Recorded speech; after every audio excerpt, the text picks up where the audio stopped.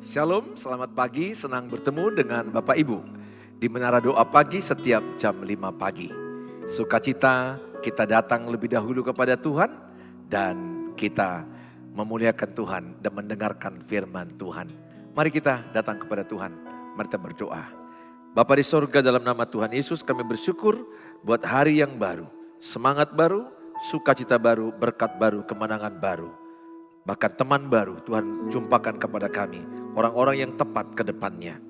Dan Tuhan jauhkan kepada kami orang-orang yang selama ini mungkin membuat kami makin menurun, membuat kami semakin menjauh daripada Tuhan. Kiranya Tuhan pertemukan kami orang-orang yang tepat, yang membawa kami semakin ke arah kemuliaan Tuhan.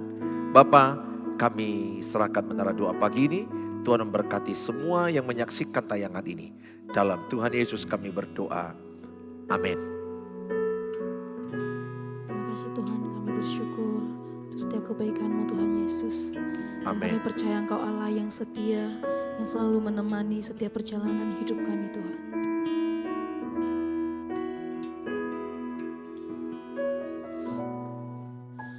Betapa ku mencintai segala yang telah terjadi, tak pernah sendiri jalani hidup ini, selalu menyertai. Betapa kami menyadari Tuhan Yesus, Betapa ku menyadari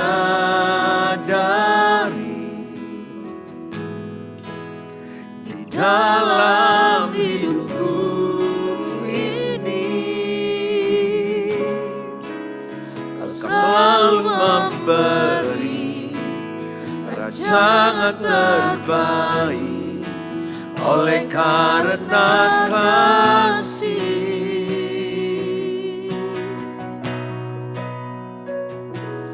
Bapa, sentuh hatiku, ubah hidupku menjadi yang baru, bagai emas yang murni.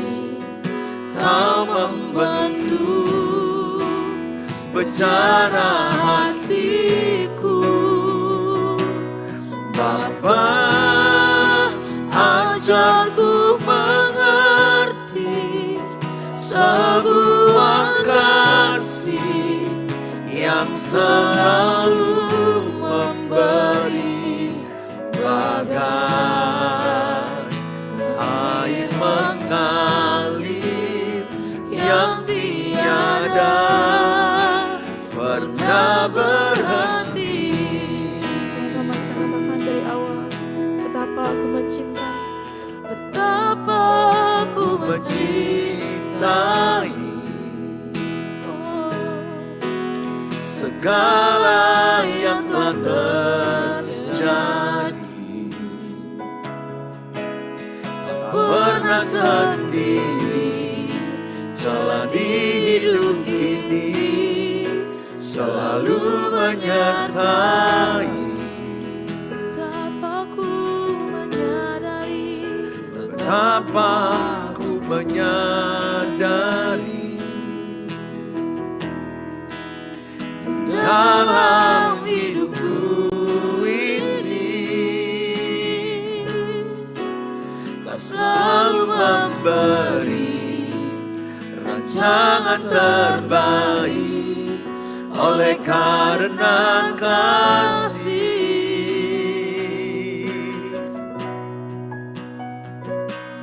Bapa, sentuh hatiku, ubah hidupku menjadi yang baru, bagai emas yang murni. Kau membentuk bencana hatiku. Bapa, ajarku mengerti sebuah kasih yang selalu memberi, bagai air mengalir yang tiada pernah berhenti. Bapa, sentuh hatiku, ubah hidupku menjadi yang baru, bagai emas yang murni. Kau membentuk bejana hatiku. Bapa, ajarku mengerti sebuah kasih yang selalu memberi, bagai air mengalir yang tiada pernah berhenti, bagai air mengalir yang tiada pernah berhenti, bagai air mengalir yang tiada pernah berhenti.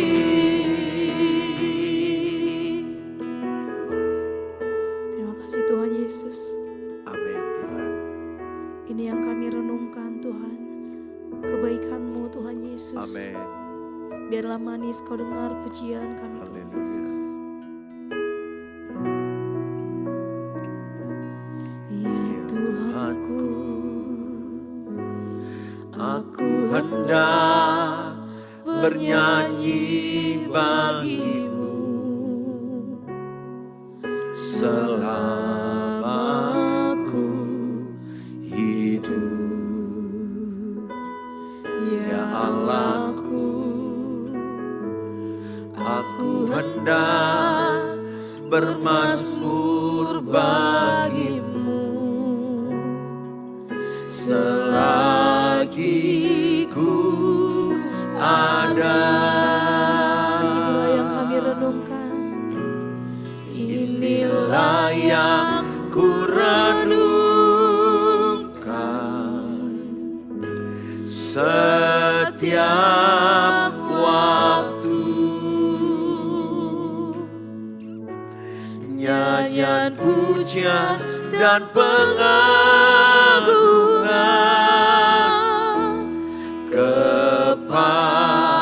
kepadamu. Biarlah manis Kau dengar Tuhan, manis Kau dengar Tuhan, dan hatiku bersuka karena-Mu.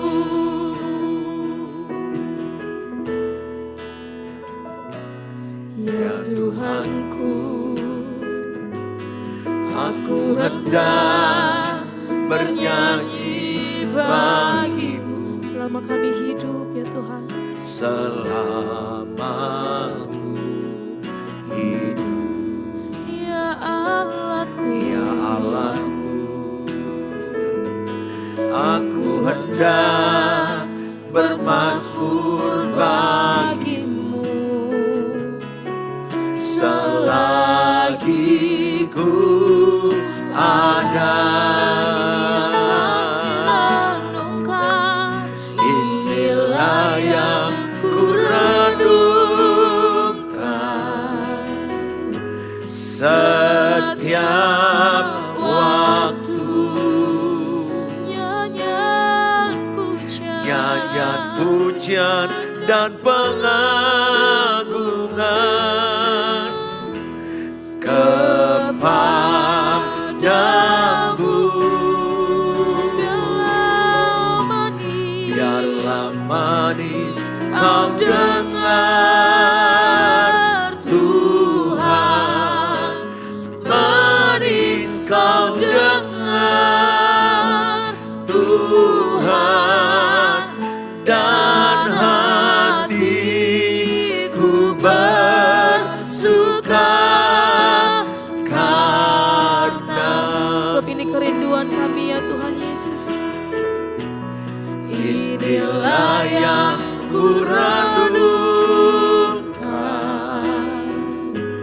setiap waktu. Nyanyian pujian, Nyanyian pujian dan pengagungan kepadamu, kepadamu.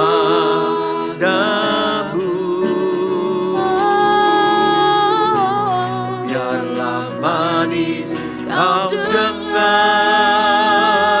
Tuhan, manis kau dengar Tuhan, dan hatiku bersuka karena ini yang kami renungkan dengan segenap hati.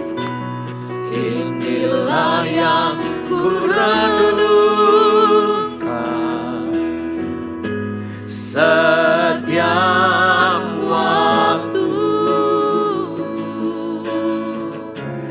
Nyanyian pujian dan pengagungan kepadamu.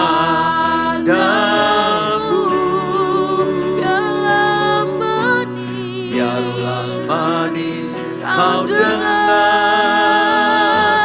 Tuhan, manis kau dengar Tuhan, dan hatiku bersuka karenamu.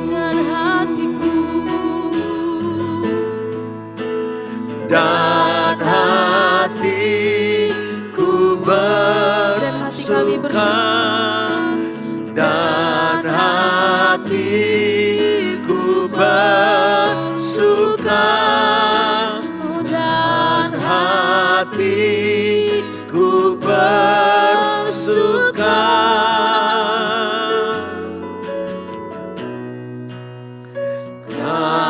karenamu. Mari sembah Tuhan. hati kami limpah. Mari berdoa. Syukur. Tinggikan Tuhan. Padamu. Terima kasih Tuhan. Allah kami. Kami bersyukur. Kami bersyukur.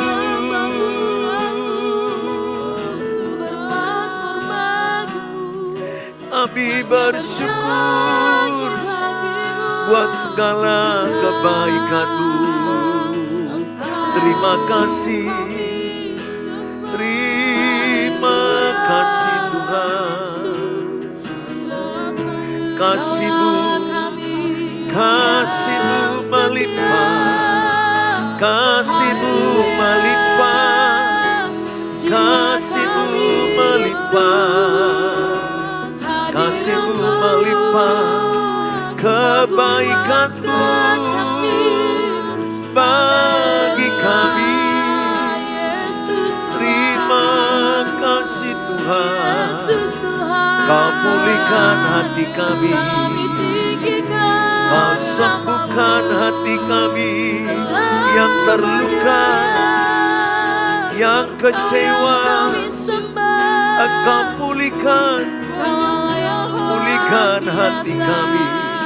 Terima kasih Tuhan. Terima kasih Tuhan.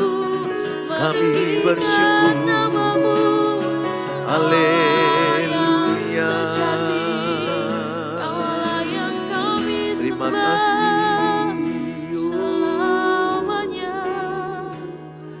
Haleluya.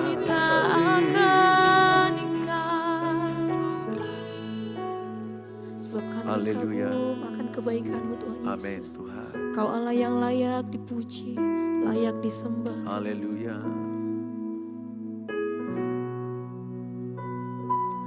Ku kagum hormat akan Engkau.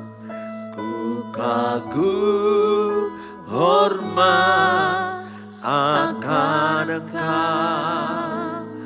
Kau Allah yang layak dipuji. Ku kagum Akan Engkau. Ini pernyataan kami Tuhan.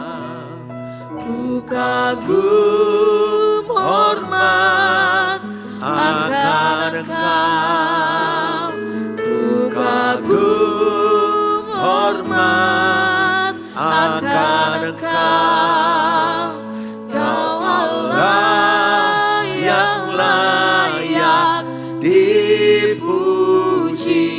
Ku kagum akan. Lebih lagi nyatakan kami kagum akan Engkau ya Tuhan. Ku kagum hormat akan Engkau. Kami kagum Tuhan. hormat akan Engkau. Kau Allah yang layak dipuji. Ku kagum akan Engkau. Kami kagum akan Engkau. Ku kagum akan Engkau. Ku kagum akan Engkau. Kagum Akan Engkau. Mari kita berdoa. Bapa di sorga, kami siapkan hati kami diberkati dengan firman Allah. Di dalam nama Tuhan Yesus kami dengarkan firman Tuhan. Amin. Shalom Bapak Ibu, dengan senang hati kita belajar pada hari ini bagaimana kita lepas dari stres dan depresi. Saudara, memang betul setiap orang Kristen bisa stres depresi. Bahkan hamba Tuhan, bahkan orang kaya, pejabat, semua tidak ada yang kebal. Semua orang bisa kena. Tidak sama semua kekuatan kita menghadapi masalah hidup. Ada orang suaminya lari, dia masih bisa bersyukur, beraktivitas. Ada orang suaminya lari, dia sudah langsung seperti mau mati. Stres, depresi, mau bunuh diri. Dan kita nggak perlu menghakimi orang yang stres, depresi. Nggak boleh kita mengatakan imanmu lemah, engkau kurang doa, engkau kurang baca Alkitab. No, jangan begitu. Nabi Elia pun mengalami stres, depresi. Di 1 Raja-Raja pasal 19, ayat 1 sampai kepada habis, baca itu semua. Bahwa Nabi Elia, nabi besar yang mengalahkan 450 nabi Baal. Yang membunuh, yang menyembelih mereka karena mereka adalah nabi-nabi palsu yang mengarahkan orang sesat. Dan Nabi Elia juga berhasil membuat hujan tidak turun 3,5 tahun. Dan dia juga meminta supaya hujan turun 3,5 tahun. Hujan turun. Artinya dia melakukan banyak mujizat. Dia nabi besar. Musa dalam Bilangan 11 ayat yang ke-15.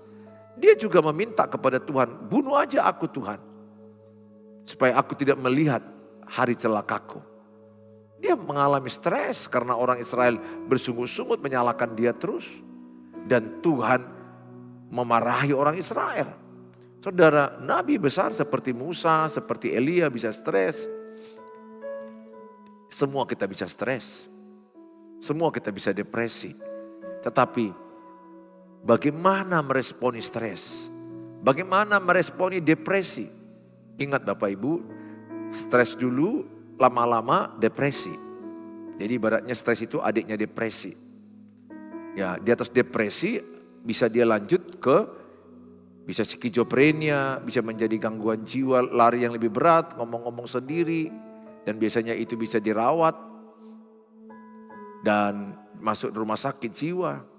Dan ada orang yang mengakhiri hidup, mati bunuh diri. Jadi jangan kita menghakimi orang ketika dia bilang aku stres. Aku depresi. Tetapi anak Tuhan bisa stres, depresi. Tapi tidaklah terus menerus. Tidaklah setiap hari, tidaklah setiap minggu.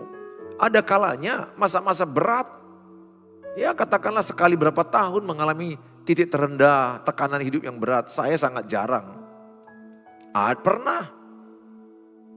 Tetapi itu sangat jarang sekali yang saya alami.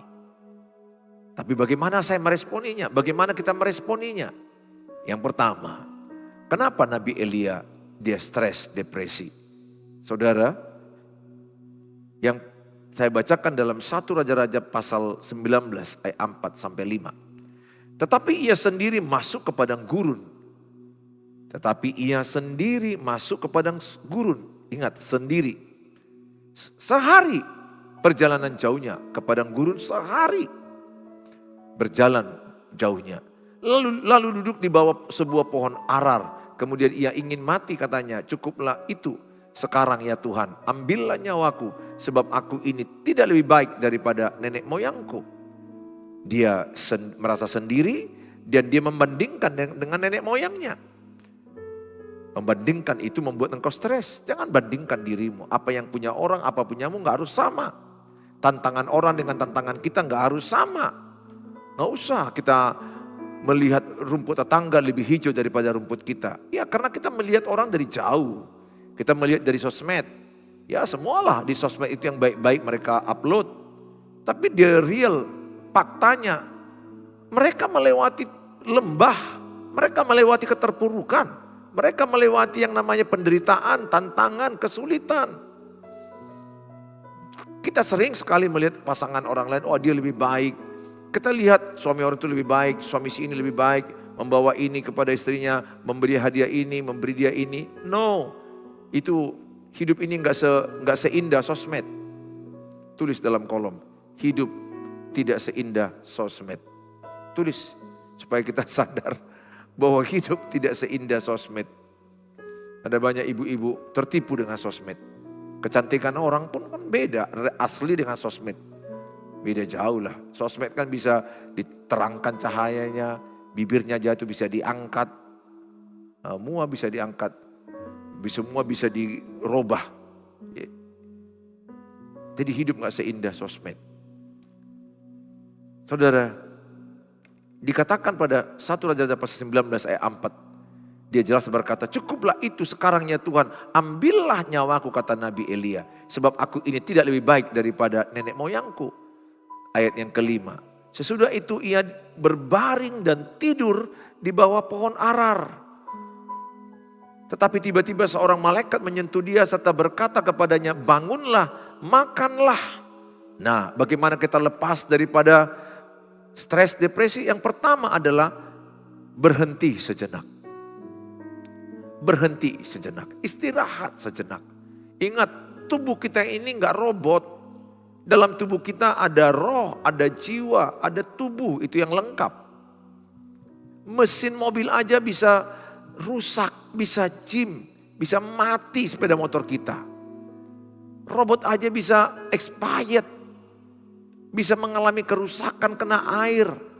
Artinya apa? Bahwa semua bisa mengalami yang namanya keletihan, kelelahan. Kenapa Nabi Elia mengalami stres? Dia sendiri mengerjakan, dia sendiri berjalan, dia merasa sendiri menghadapi tantangan.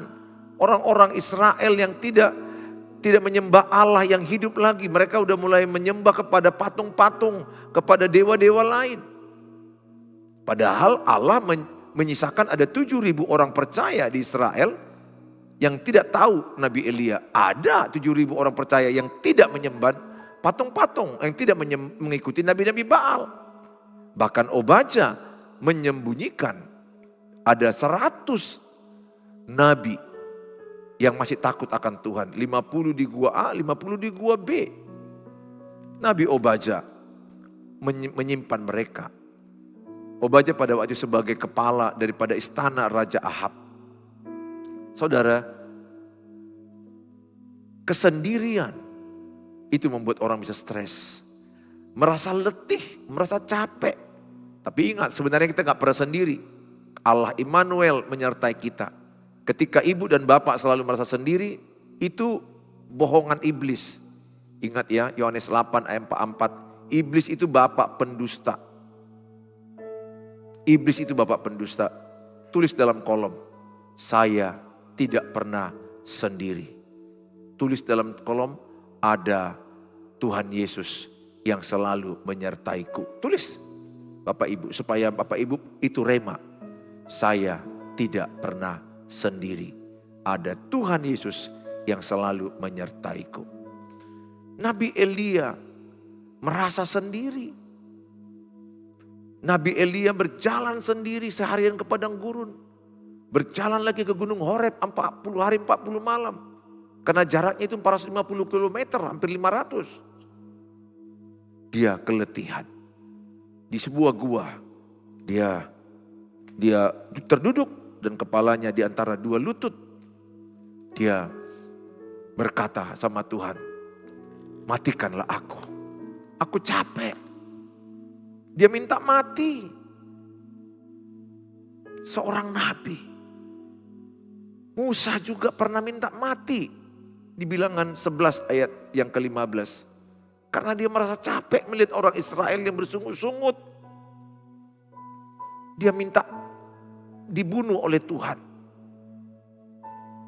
Tuhan Yesus adalah Allah yang mengambil rupa berinkarnasi sebagai manusia. Dalam kemanusiaannya di Taman Getsemani. Bukan ketuhanannya ya, kemanusiaannya. Dia berkata kalau bisa lalukanlah cawan ini daripadaku. Bahkan saking stresnya dia minta kepada Yakobus, Yohanes, murid-muridnya, jangan tinggalkan aku. Aku merasa mau mati. Dia perlu ditemani. Kepribadian Tuhan Yesus pada waktu itu sebagai kemanusiaannya. Ingat, Tuhan gak mungkin stres. Ketuhanannya gak mungkin stres. Ya kalau Tuhan stres ya kita susah dong. Tuhan gak mungkin stres. Tapi kemanusiaannya dia mengambil rupa. Bahwa dia sebagai unsur manusianya juga bisa mengalami tekanan. Ingat, tetesan keringatnya menjadi seperti darah. Hematodihidrosis. Karena stres, tekanan tinggi. Yang maksud saya adalah semua kita bisa mengalami tekanan, stres. Nah, berhentilah sejenak. Ambil waktu beristirahat sejenak. Di Alkitab juga Tuhan pada hari yang ke-7 beristirahat. Dia menciptakan di hari pertama sampai ke hari yang ke-6.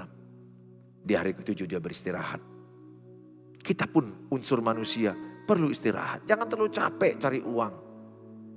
Dan jangan terlalu capek memikirkan pasanganmu. Jangan fokus ke masalahmu. Ibu kalau terus memikirkan suamimu yang lari, pasti ibu letih, capek, stres, depresi. Cobalah distraksi. Ingat ada Tuhan yang sudah memberkati ibu yang lain-lain. Ada kebaikan-kebaikan Tuhan, ada anak-anakmu. Atau ada kehidupanmu yang kau kerjakan bisa berguna di gereja, di sosial, di marga, di lingkungan. Kalau siapapun ya, enggak hanya ibu dan bapak, saya.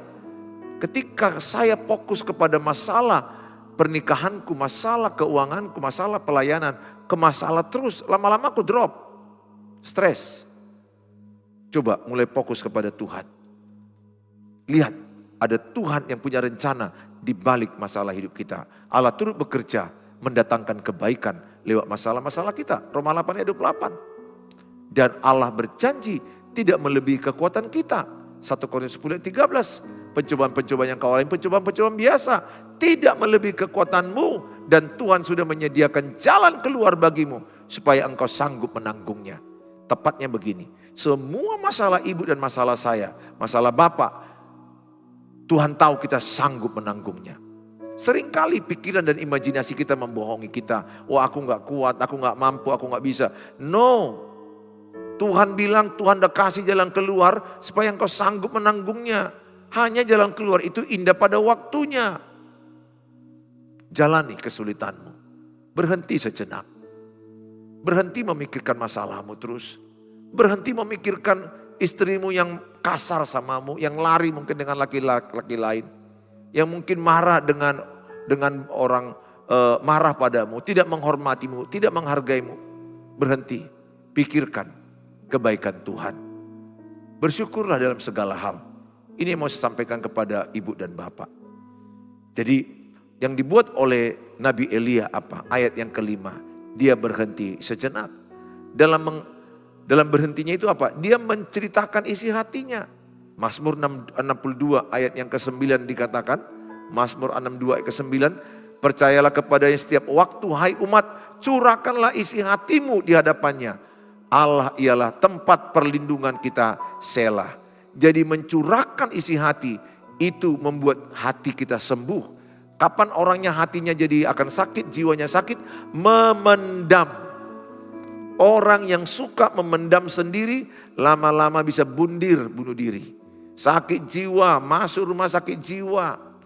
Pertama ceritakan ke Tuhan Yesus, bilang aja Tuhan aku stres, aku depresi, aku rasanya mau mati, aku capek, aku gak kuat, aku gak sanggup. Cerita apa adanya. Nangis kalau mau nangis, karena air matamu ditampung oleh Tuhan di kirbatnya. Kedua, ceritakanlah sama orang yang dapat kau percaya. Kalau saya sama istri saya kepada saya. Harusnya begitu.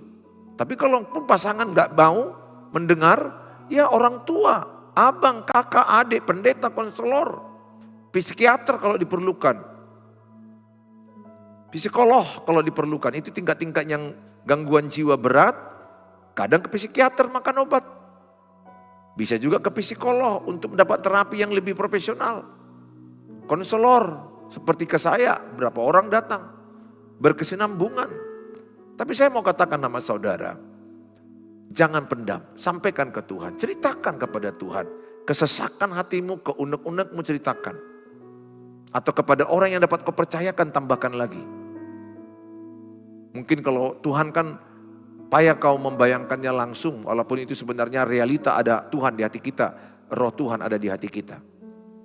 Cari pribadi-pribadi yang bisa telinganya mendengarkan ceritamu. Jangan terlalu takut nanti dibocorkan dia. Risikonya ibu gak mau cerita, ibu gak sembuh. Nah, tapi jangan ceritakan kepada semua orang, saringlah, lihat orang-orang yang dapat kau pilih. Perhatikan, yang pertama itu berhenti sejenak. Apa yang dilakukan oleh Nabi Elia? Dia curhat, dia cerita. Yang kedua, apa yang dilakukan dia? Dia istirahat, dia tidur. Penting tidur yang cukup 8 jam. Kalau orang tua mungkin 6-7 jam. Tidurlah, istirahat. Cukup tidurmu.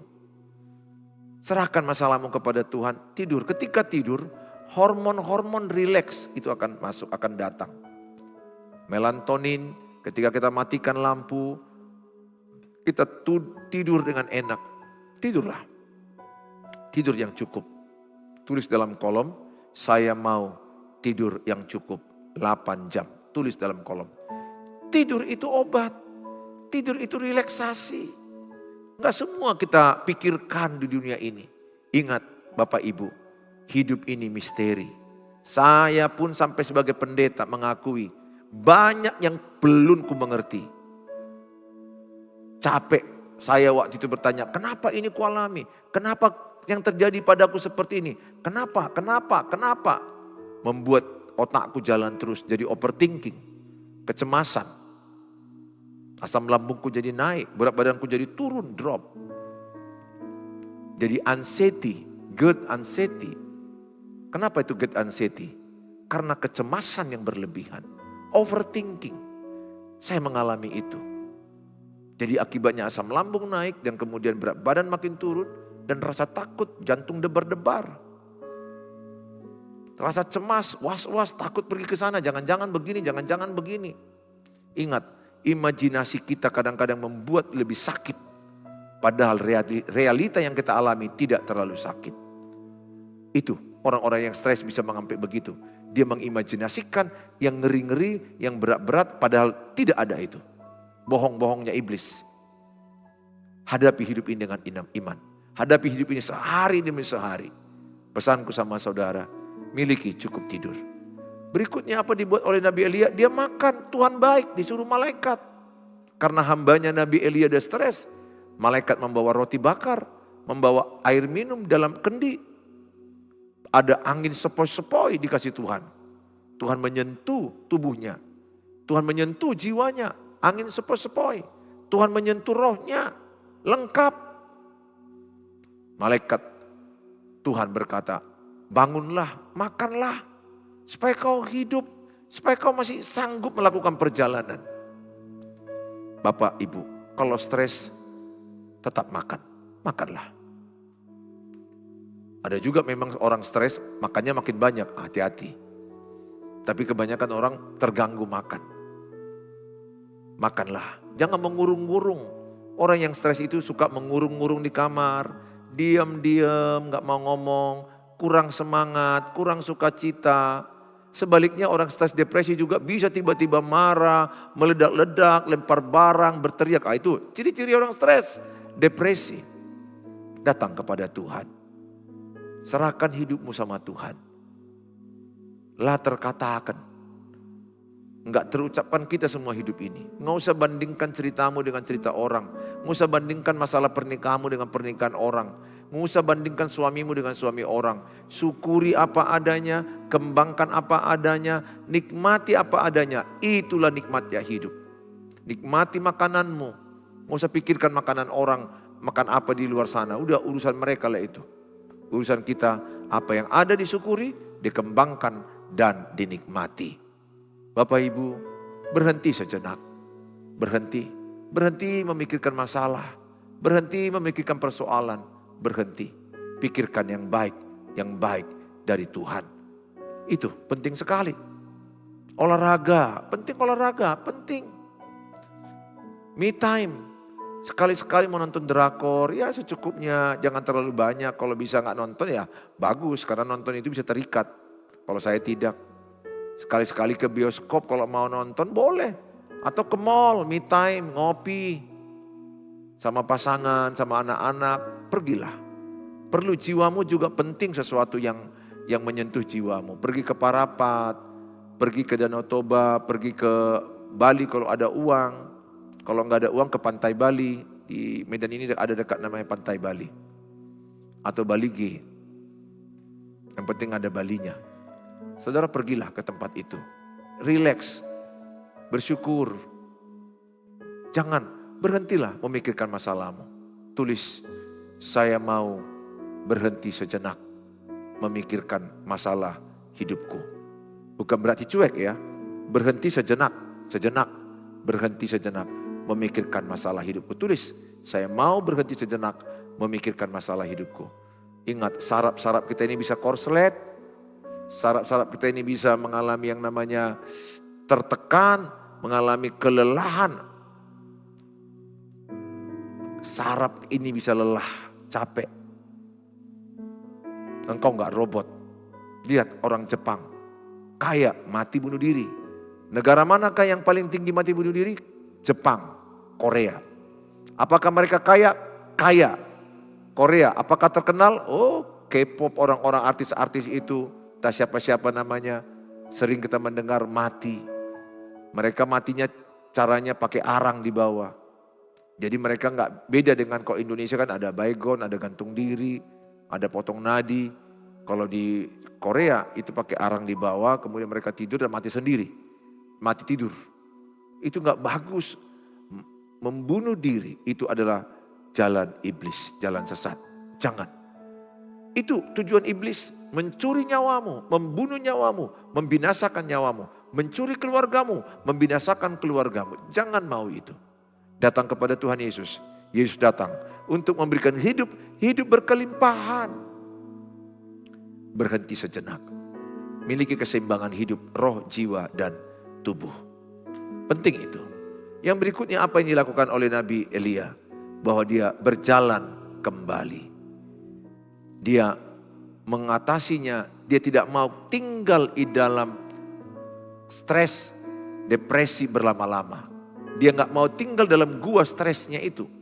Dia nggak mau tinggal dalam gua depresinya. Dia berjalan kembali karena dia harus mengurapi Raja Yehu, harus mengurapi Nabi Elisa, beberapa raja yang akan diurapi dia. Dia punya kerjaan lagi. Ibu, lanjutkan hidupmu. Setelah berhenti sejenak, lanjutkan hidupmu. Berjalan, walaupun belum pulih, belum selesai masalahmu, lanjutkan. Fokus kepada Tuhan, fokus kepada janji Tuhan, fokus kepada anak-anakmu, fokus kepada apa yang bisa kau ubah. Jangan fokus kepada apa yang tidak bisa kita ubah. Saya orangnya begitu, saya fokus kepada apa yang di tanganku dan apa yang bisa kuubah. Saya nggak bisa mengubah istri. Saya dulu stres gara-gara apa? Karena aku ingin mengubah istriku. Kau harus begini sebagai istri pendeta. Dia juga melawan. Dirimu sebagai pendeta kenapa nggak berubah? Kami saling menuntut, stres. Sekarang doaku begini Bapak Ibu. Ubahlah saya Tuhan. Coba ulangi apa yang saya ucapkan ya Bapak Ibu yang di kamar atau yang di rumah, di ruang tengah, di mobil, dimanapun berada. Katakan sama-sama, Tuhan Yesus ubahlah hidupku. Supaya lewat perubahanku, keluargaku dimenangkan. Sekali lagi, Tuhan Yesus ubahlah hidupku. Supaya lewat perubahan hidupku, pasanganku dimenangkan, keluargaku dimenangkan. Jadi fokusku perubahan hidupku, sorga rumahku. Sejak itu no bertengkar, no bertahun-tahun, no bertengkar. Kenapa kita bertengkar? Egois, merasa aku benar, istriku merasa benar, pam, istriku melawan. Sombong, orang bertengkar itu apa? Sombong. Amsal 13 ayat 10 dikatakan, pertengkaran itu hanya untuk orang sombong. Orang angkuh, orang rendah hati gak mau bertengkar. Tuhan pembela kita. Gak perlu bertengkar, di dunia ini gak perlu bertengkar.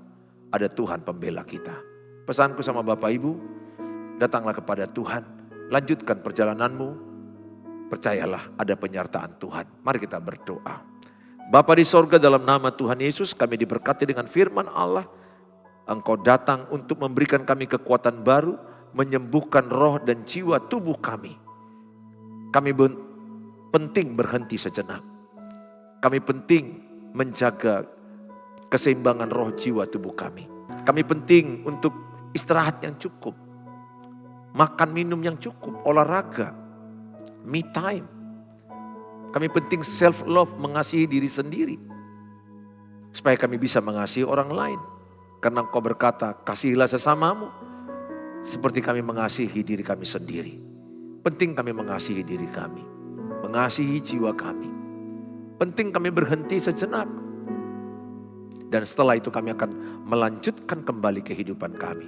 Membesarkan anak-anak kami, bekerja, kuliah bagi yang kuliah, bekerja, berusaha bagi yang berusaha. Bapa, inilah hidup kami. Kuserahkan semua keluargaku yang di YouTube. Mungkin di antara mereka ada yang stres, bahkan depresi, sehingga mereka begitu putus asa. Atau ada di antara mereka yang berpikir lebih baik mati daripada hidup menghadapi masalah seperti ini. Tuhan, taruhlah urapan-Mu bagi mereka. Sembuhkanlah luka batin mereka. Pulihkanlah bagi engkau yang merasa stres, depresi menjalani hidupmu. Taruh tangan kanan atau dua tangan di hatimu seperti ini. Tuhan Yesus, Engkau mengetahui siapapun yang menyaksikan tayangan ini, yang menaruh kedua tangannya di hati mereka. Pulihkanlah hati mereka. Sembuhkanlah hati mereka. Yang terluka hati mereka, pulihkanlah. Yang putus asa, bangkitkan semangat baru. Tuhan Yesus, kami percaya setiap tangisan anak-anak-Mu, Engkau tampung di kirbat-Mu. Orang yang menabur dengan air mata akan menuai dengan sorak-sorai. Kami tidak pernah sendirian. Selalu ada Tuhan menjawab doa kami. Engkau Allah Immanuel yang menyertai kami, yang tidak pernah meninggalkan kami sendirian. Berkatilah semua keluargaku yang di YouTube, dimanapun mereka berada. Tuhan Yesus memberkatimu. Mari kita ucapkan doa Bapa kami. Bapa kami yang di sorga, dikuduskanlah nama-Mu. Datanglah kerajaan-Mu. Jadilah kehendak-Mu di bumi seperti di sorga. Berikanlah kami pada hari ini makanan kami yang secukupnya. Dan ampunilah kami akan kesalahan kami, seperti kami juga mengampuni orang bersalah pada kami. Dan janganlah bawa kami ke dalam pencobaan, tapi lepaskanlah kami daripada yang jahat. Karena Engkau yang punya kerajaan dan kuasa dan kemuliaan sampai selama-lamanya. Amin. Bawalah berkat, damai, sejahtera dari Allah Bapa, cinta kasih sempurna Tuhan Yesus, penyertaan Allah Roh Kudus, menyertai kita yang percaya. Sama-sama katakan amin. Kalau saudara terberkati dengan tayangan ini, bagilah link ini kepada banyak orang, kepada saudara, kenalan saudara. Dengan demikian, Bapak Ibu sudah terlibat dalam pembagian firman Allah.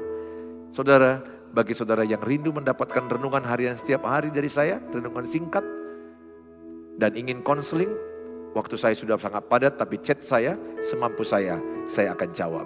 Di 0811 63 73 47. Bagi saudara yang ingin menabur, mendukung pelayanan kami, Tuhan Yesus bisa memakai saudara menabur di rekening yang ada. Tuhan Yesus memberkati saudara. God bless you. See you tomorrow.